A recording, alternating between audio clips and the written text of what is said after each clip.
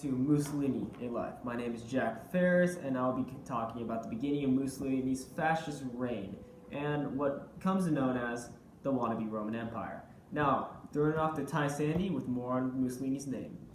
Mussolini's real name is Benito Mussolini, and he was later known as El Duce. Thank you, Ty. Now, believe it or not, Mussolini was not always a fascist. He actually started off with a different political party.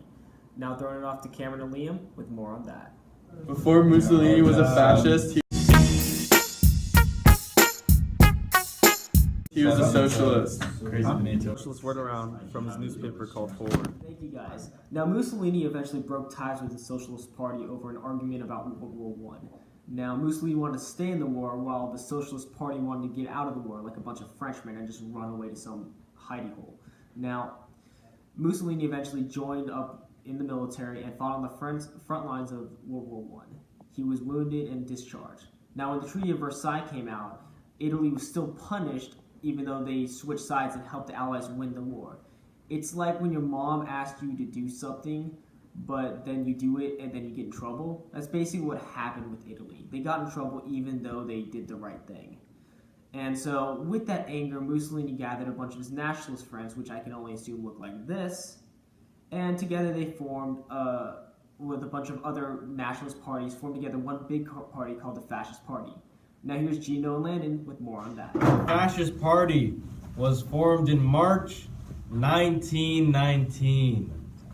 And it was formed to get rid of social parties to form more of a national party.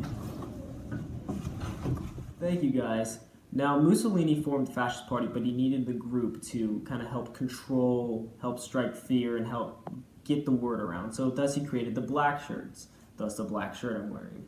The Black Shirts were a paramilitary organization that spread propaganda, they terrorized political officials, they basically made the Fascist Party into a powerful state of mind.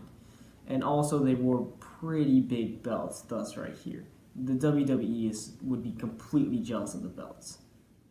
The final piece to Mussolini fully controlling Italy was in Rome. Prime Minister Luigi Facta and King Victor Emmanuel III were holding up in Rome.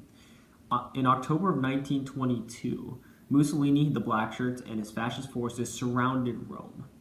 Prime Minister Luigi wanted military force to be used to clear out the fascist forces and prevent a siege. However, the king wanted a peaceful transition of power. So he gave his power over to Mussolini, thus Mussolini becoming the dictator of Italy. And that's the end of Mussolini's rise to power. After this, World War II commences, and Italy becomes part of the Axis powers who eventually get defeated by the Allied powers. Thank you for watching. I hope you learned something about El Duce, and see y'all next time we make a video. Bye.